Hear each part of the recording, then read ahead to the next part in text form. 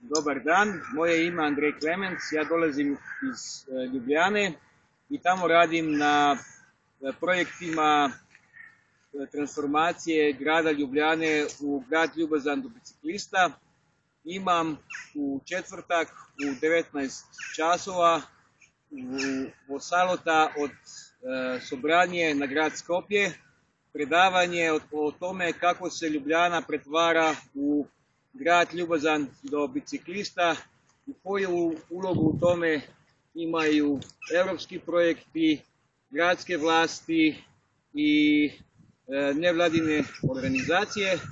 Ja se nadam da dođete i slušate ovo predavanje i da saznate koja bi to mogla biti poruka za grad od Skopje, da i on što brže postaje grad u kojima ljudi mnogo i rado bicikliraju.